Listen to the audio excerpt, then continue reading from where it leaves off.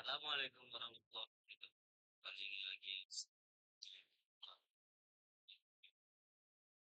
ya pasti kami menjelaskan tentang saya Al-Misdan karya Tabatabai. Saya Tafsir Al-Misbah karya Quraisy Shihab. Saudara, oh ya, betul ya. Nah, sini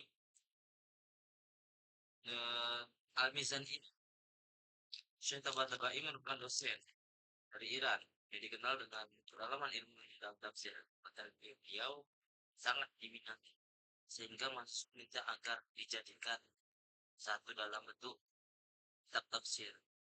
Permintaan ini disambut baik oleh Syekh Tabatabai sebagai bagian dari kontribusi edukan bagi umat Islam. Hasilnya lahirlah kitab tafsir diri dari 20 jilid dan menjadi karya besar dan dunia tafsir kontemporer.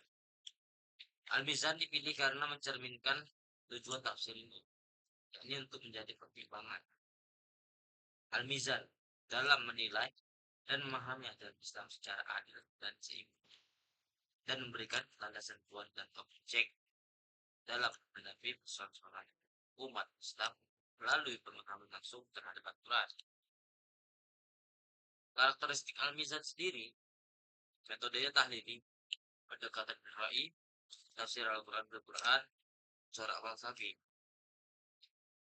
Sini edisi pertama menggunakan bahasa Arab dan diterbitkan di Iran sampai wilayah Beirut dan terdiri dari 20 jilid.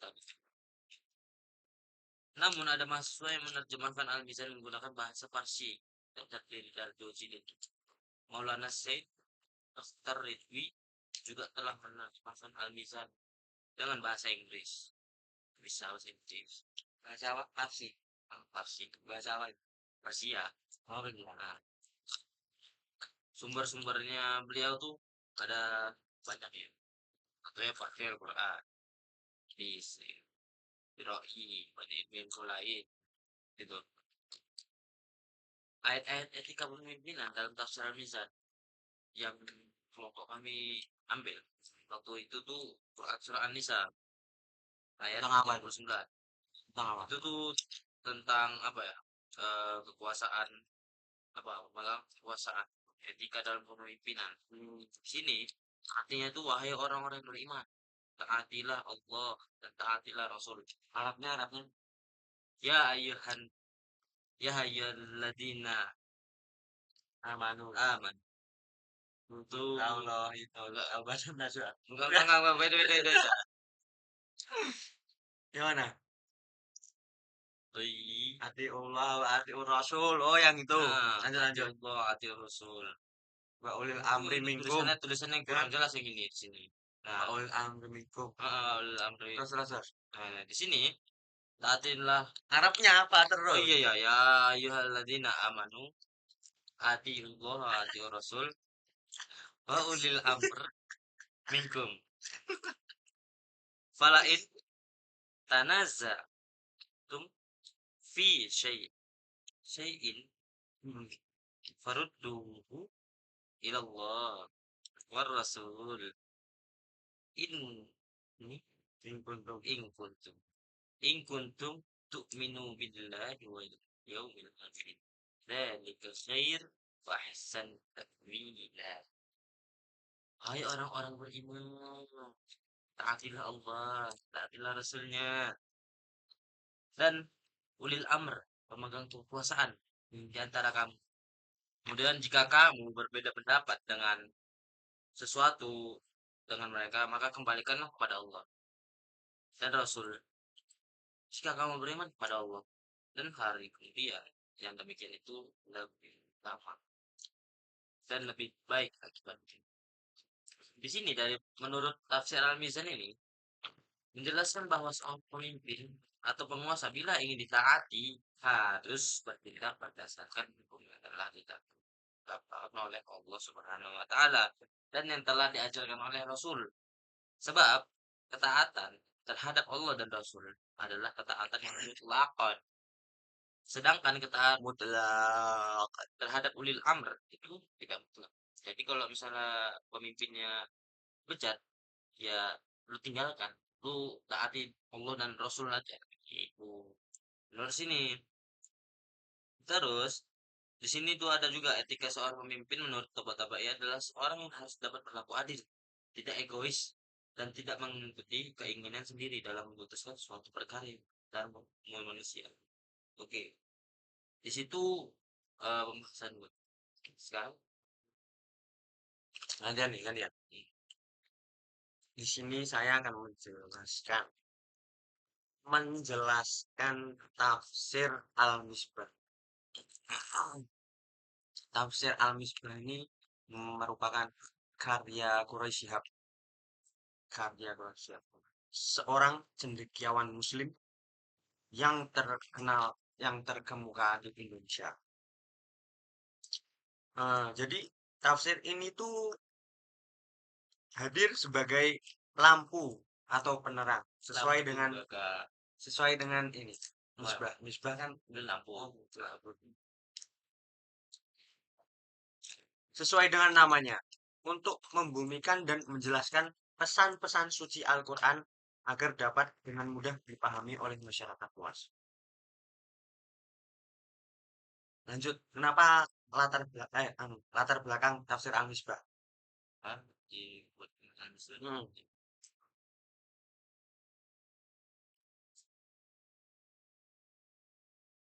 Penulisan tafsir Al-Misbah didasari oleh beberapa hal. Yang pertama, adanya kebutuhan akan pemahaman dan penghayatan Al-Quran yang lebih mendalam di kalangan umat Islam. Mengingat kecenderungan hanya membaca tanpa memahami. Yang kedua, Quraisy Shihab melihat adanya kekeliruan dalam memaknai fungsi Al-Quran dan kurangnya pemahaman tentang sistematika penulisan Al-Quran yang kaya nilai edukasi. Yang ketiga, dorongnya dari umat Islam Indonesia serta perbedaan konteks zaman Al-Quran diturunkan dengan kondisi kontemporer, menjadikan reinterpretasi Al-Quran sangat penting. Selain itu, perkembangan pesat dalam berbagai bidang seperti sosial, budaya, ilmu pengetahuan, dan informasi juga menuntut penafsiran ulang teks-teks keagamaan. Jadi seperti itu, Mas Gilang. ya. Terus lanjut ke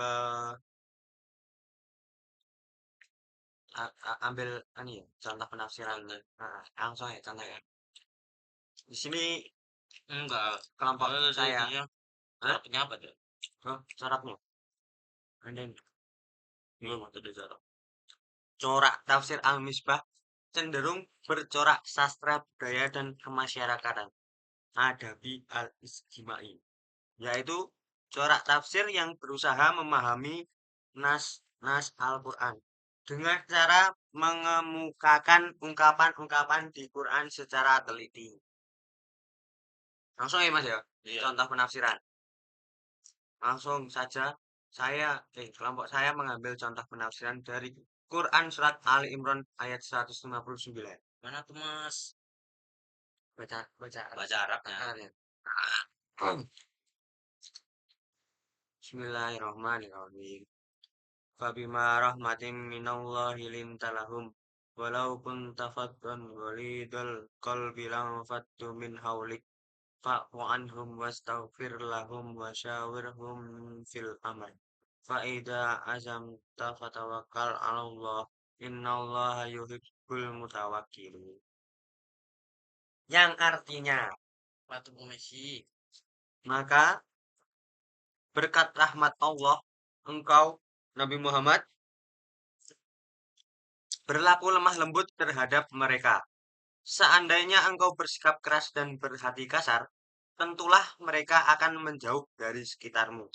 Oleh karena itu, maafkanlah mereka, mohonkanlah ampunan untuk mereka, dan bermusyawarahlah dengan mereka dalam segala urusan penting. Kemudian, apabila engkau telah membulatkan tekad, bertakwalah kepada Allah. Sesungguhnya Allah mencintai orang-orang yang bertawakal. Jadi, dalam penafsiran ayat tersebut,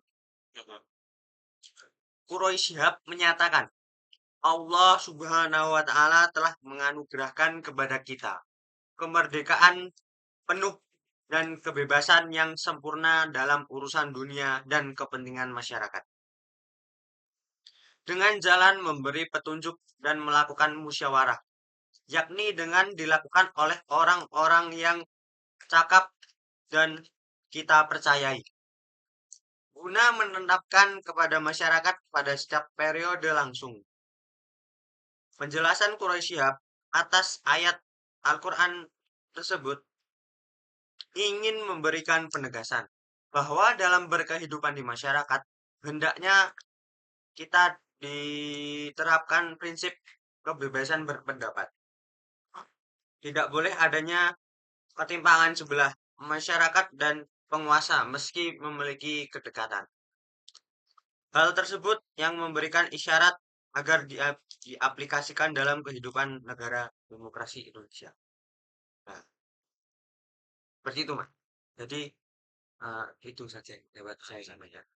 Berarti tema kita masih berkesinambungan ya.